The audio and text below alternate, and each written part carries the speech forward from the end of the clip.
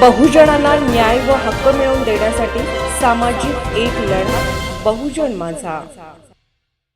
Doctor Shankardada Mane, संपादक, बहुजन कामगार दर्पण। अनुसूचित जाती जमातीच्या हक्काच्या रुपये 730.51 कोटी निधीवर डल्ला। आता जागे व्हा, संघटित व्हा आणि संघर्ष तीव्र करा। अनुसूचित जाती जमातीच्या विद्यार्थ्यांच्या शिक्षणावर घाला हक्काचा निधी वळवण्याचा आरोप। परदेशी शिक्षणाच्या स्वप्नावर पाणी। SC/ST विद्यार्थ्यांसाठीचा निधी अन्यत्र वळवला। अत्याचारग्रस्तांना न्याय की उपेक्षा। अॅट्रॉसिटी पीडितांच्या मदतीवर संकट।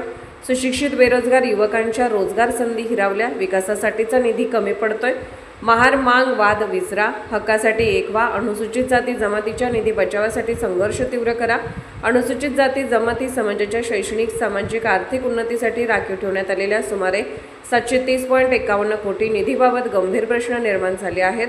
हा निधी विद्यार्थ्यांच्या शिक्षणासाठी, परदेशी शिक्षणासाठी, अॅट्रॉसिटी ग्रस्त कुटुंबाच्या आर्थिक मदतीसाठी, सुशिक्षित बेरोजगार युवकांच्या रोजगार निर्मितीसाठी तसेच समाजाच्या सर्वांगीण विकासासाठी वापरले जाणे अपेक्षित होते।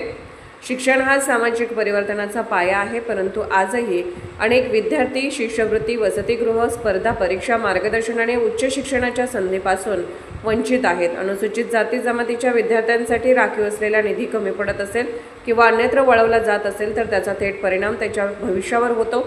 परदेशात उच्च शिक्षण घेण्याचे स्वप्न आणि गुणवंत विद्यार्थी पाहतात। शासनाच्या विविध योजनांमुळे हे स्वप्न पूर्ण होण्याची संधी मिळते, मात्र अशा योजनांच्या निधीवर गदा आली तर सामाजिक आणि शैक्षणिक प्रगतीला मोठा धक्का बसू शकतो। अत्याचार प्रतिबंधक कायदा अस्तित्वात असला तरी आजही अनेक ठिकाणी अनुसूचित जाती जमातीवर अन्याय आणि अत्याचाराच्या घटना घडत आहेत। अशा पीडितांना आर्थिक सहाय्य, पुनर्वसन आणि न्याय मिळवून देण्यासाठी निधीची आवश्यकता असते। त्यामुळे या निधीचा प्रत्येक रुपया समाजाच्या संरक्षणासाठी खर्च झाला पाहिजे। सुशिक्षित बेरोजगार युवकांना रोजगार, स्वयंरोजगार, कौशल्य विकास आणि उद्योग उभारणीसाठी आवश्यक असलेली आर्थिक मदत मिळाली पाहिजे। रोजगार निर्मिती ही सामाजिक न्यायाचीच एक बाजू आहे। युवकांना सक्षम केल्याशिवाय समाजाचा विकास शक्य नाही। आता समाजासमोर सर्वात मोठे आव्हान म्हणजे अंतर्गत विभागणी, महार, मांग आणि इतर उपजातीच्या नावावर मतभेद निर्माण करून समाजाची एकजूट कमकुवत केली जात आहे।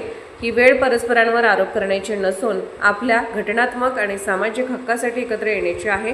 रिपब्लिकन सेना आणि रिपब्लिकन कामगार सेना सामाजिक न्याय, शिक्षण, रोजगार, स्वाभिमान आणि घटनात्मक हक्काच्या संरक्षणासाठी सातत्याने संघर्ष करत आहेत। हा लढा केवळ निधीचा नसून भावी पिढ्यांच्या भविष्याचा आहे। भारतरत्न डॉक्टर बाबासाहेब आंबेडकर यांनी दिलेला शिका, संघटित व्हा आणि संघर्ष करा हा संदेश आज अधिक प्रासंगिक आहे। समाजातील प्रत्येक युवक, विद्यार्थी, महिला आणि कामगार यांनी जागृत होऊन आपल्या हक्काच्या संरक्षणासाठी संघटितपणे पुढे येण्याची गरज आहे।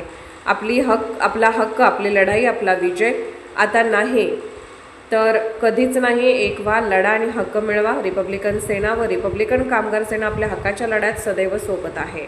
बहुजन माझा चॅनलला क्लिक करून बेल आयकॉन दाबून सबस्क्राईब करा आणि अपडेट रहा।